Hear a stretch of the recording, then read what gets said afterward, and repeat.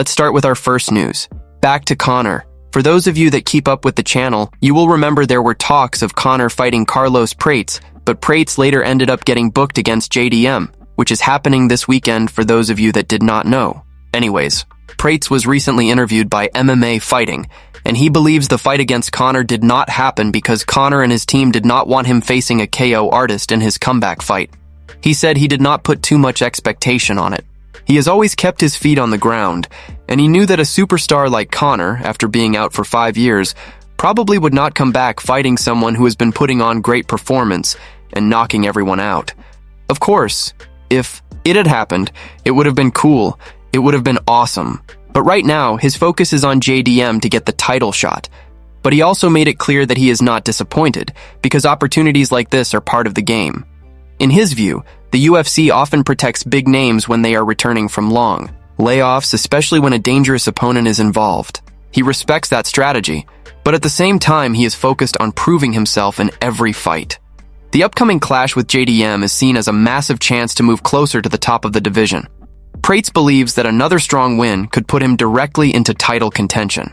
Meanwhile, discussions about Conor's return continue to circulate, with fans still debating who he should face in his comeback.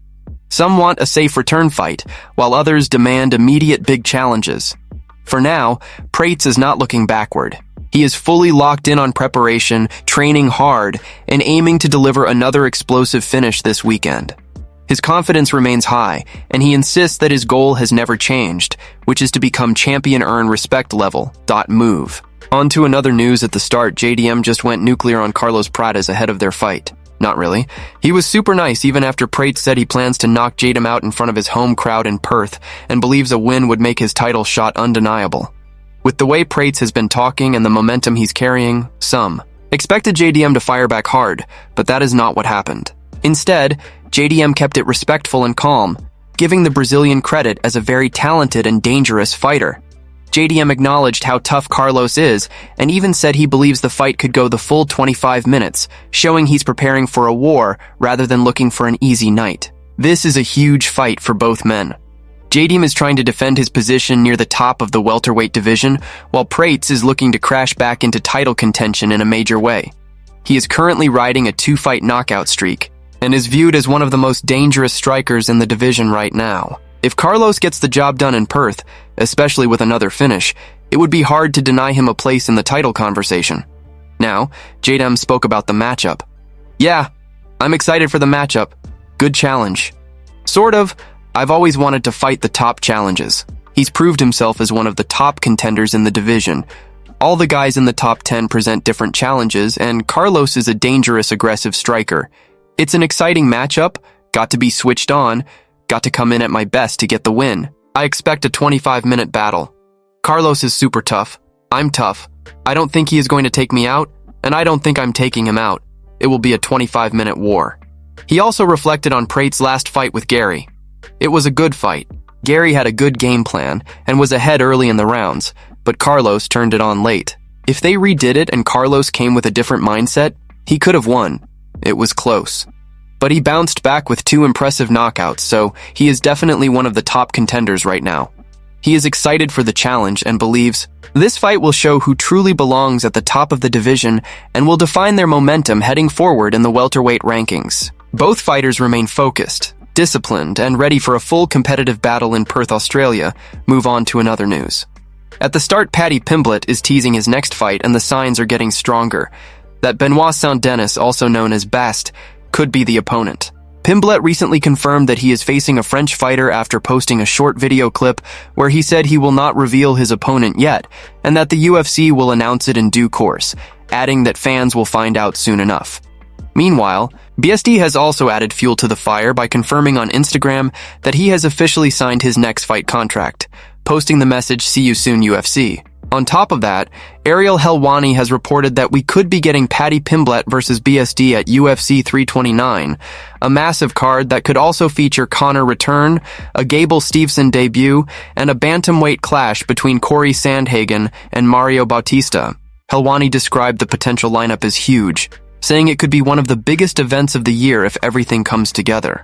The discussion around Paddy's matchup has also sparked debate among analysts, with many questioning whether BSD is the right next step after Paddy's recent performances. Some believe this could be his toughest UFC test so far, especially given BSD's aggressive style and finishing ability.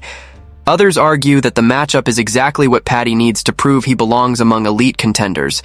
There is also talk that the UFC is trying to stack international fight week level energy into this card, making it a landmark event for the promotion. If everything is finalized, UFC 329 could become one of the most anticipated events of the year, combining rising stars, returning legends, and high-stakes matchups across multiple divisions. For now, both fighters remain quiet publicly, but all signs point toward an official announcement coming very soon, with fans eagerly waiting for confirmation from the UFC.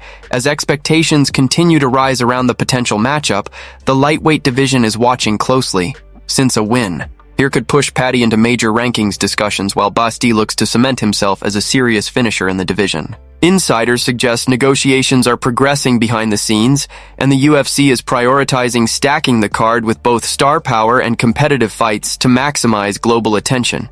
Fans online are debating stylistic matchups, pointing out Paddy's grappling pressure versus BSD's violent striking approach. If confirmed, the bout would likely be one of the most talked about fights leading into the event, especially with the added rumors surrounding other major returns and debuts that could shape the entire fight week atmosphere. Move on to another. News at the start: Ilia gets into altercation with Brian Ortega. After comments, Ilia just completely snapped and went on a long emotional rant about Brian Ortega and revealed a confrontation that nobody knew even existed for years. Fans assumed there was mutual respect there. Both are Spanish-speaking, both have similar cultural ties, and there was never any public tension. That image got shattered in one interview, where Ilia went all the way in calling Brian a clown. He also revealed that the two actually ran into each other in person, and Ilia confronted Brian over his earlier comments about not knowing who he was. What makes it more interesting is that these two were once expected to fight back when Ilia was in the featherweight division. The matchup was discussed and felt close at the time, but it never came together. The reaction in Spain has been explosive. Fans were stunned not only by the feud itself, but by how far Ilia went.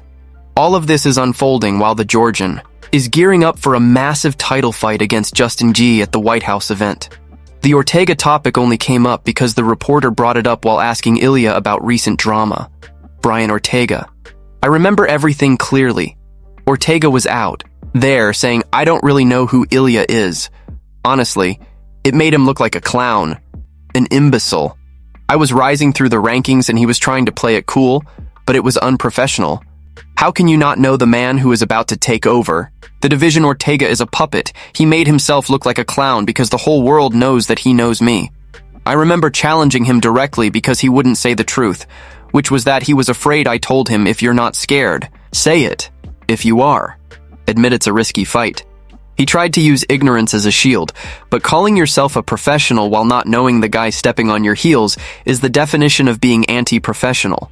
I was ready to fight him anywhere. Even in Mexico, I told him I'd sign the contract for the summer crush, his head, and then go on holiday. I didn't care about the crowd being against me. I've been the enemy in England and Vegas my whole career before I brought the glory back to Spain. Technically, I already had him figured out. I knew if we stepped in there, I was going to knock him out. No takedown, zero. He wasn't going to get move on to another. News at the start. New UFC fights revealed. Caleb Patterson MMA was recently the first to report on Next that heavyweights Alvin Hines and Alan Fry will battle at the UFC's July 18th card in Oklahoma City. Hines is coming off the first loss of his pro career as he lost by decision to Jonathan Denise at UFC 317 last June. That fight was also his UFC debut, and he's gone 7-0 to begin his career. Fry Jr., meanwhile, is in a very similar boat to Hines. He made his Octagon debut in December and lost by decision to Gu Pat and has gone 6-1 to date. Both fighters are entering this matchup looking to bounce back and make a statement inside the division. The UFC's July 18th Oklahoma City card continues to take shape with heavyweight prospects being highlighted in key fights. Fans are expecting a physical clash between Hines and Fry Jr., as both have shown finishing ability early in their careers. Despite early setbacks in the UFC, both men still carry strong momentum from their undefeated and near-undefeated regional runs. This matchup is seen as an important test to determine which prospect can rebound faster at the highest level. Alvin Hines will be looking to showcase improvements after his debut loss, while Alan Fry Jr. aims to prove that his first UFC setback was only a learning experience. Both fighters are still early in their UFC journeys, and this fight could play a major role in shaping their future rankings. The heavyweight division continues to evolve, and matchups like this are designed to identify the next wave of contenders. With both athletes coming off losses, the urgency to secure a win in Oklahoma City will be extremely high. UFC officials are clearly positioning this fight as a key development bout for rising heavyweights on the roster. Both Hines and Fry Jr. will be looking to make a statement performance that puts them back into winning form. As anticipation builds toward July 18th, this heavyweight clash is gaining attention as one of the most competitive undercard fights announced so far for the event. Both fighters are expected to enter the cage with aggressive intentions, as neither can afford another setback at this stage of their careers. The UFC's heavyweight landscape is becoming increasingly competitive, and fights like Hines versus Fry Jr. are crucial in determining future contenders. With both men still developing their skills at the highest level, this matchup represents a defining opportunity to prove who belongs among the next generation of elite heavyweight fighters in the UFC going forward in division path. Move on to another news at the start: Conor McGregor versus Max Holloway to headline UFC 329. Here we go again after years of talks about a comeback. It looks like Ariel Helwani might have the scoop on who and when Conor will fight in his return. Before we continue, make sure to leave a like on the video to help support the channel. Over the last couple of years, Max Holloway has made it clear he would love the opportunity to run it back with Conor, and it looks like he may finally get his wish. For those of you new to the UFC, these two fought back in 2013, and Conor defeated Holloway by unanimous decision. Now here in 2026, Conor seems to be taking all the right steps toward making a return. Right now, he is the most tested fighter in the UFC, and he is constantly posting on social media about a comeback, while also sharing training footage recently. He posted on Instagram, writing legs still sharper than the guillotine training with the young wolves, sharpening the blade. The return is coming whether they like it or not. So yeah, he seems pretty serious, but a lot of fans are still skeptical. And rightfully so. Recently, Ariel Helwani revealed on a show that the plan is still for the UFC to book Conor McGregor versus Max Holloway. Even though Max lost the BMF belt, the plan is for that to be the main event for International Fight Week. If this is correct, we could be looking at Conor versus Holloway Patty versus BSD Corey Sandhagen versus Mario Bautista and a Gable Steveson debut, all on one card so far. This is already shaping up to be a massive event. Not only that, but during the show, he also revealed that it is looking like Islam Makhachev versus Ian Gary will headline UFC 330. The potential UFC 329 card is starting to look like one of the most stacked events in recent memory, bringing together returning legends, rising contenders, and highly anticipated debuts. All in one night, fans are already debating the matchups and how each fight could play out, especially with Conor possibly stepping back into the Octagon after such a long layoff. International Fight Week could reach a completely different level if all of these bouts are officially confirmed and the UFC manages to finalize the lineup as reported. Excitement continues to build across the MMA world as more details are expected to surface soon surrounding the full event card and official announcements from the promotion as plans move forward behind the scenes for what could be a landmark UFC event series. Move on to another news. At the start, Jon Anik wants heated moments between Khamzat Chimaev and Sean Strickland ahead of their fight. Jon Anik, like many others, is disappointed that Fight Week for UFC 328 may not feature any crazy moments. As we've covered, Dana White has confirmed that the promotion is hiring extra security so that Strickland and Chimaev are kept apart during Fight Week. They hope that by doing this, there is a much greater chance that both fighters remain healthy and fully ready to compete on May 9th inside the Octagon. But while talking with MMA Junkie recently, Jon Anik explained why keeping Strickland and Chimaev separated is a bit of a letdown from a fan perspective. He said, "I can't be the only one in the fight game that roots for straight chaos, right?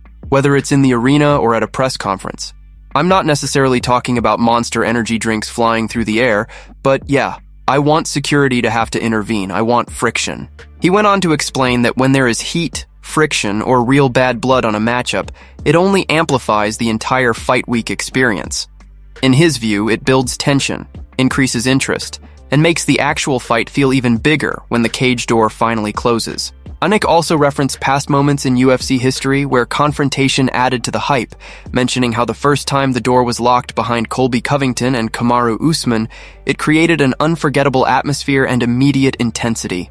He described that moment as something that made him think this is what fight promotion is all about.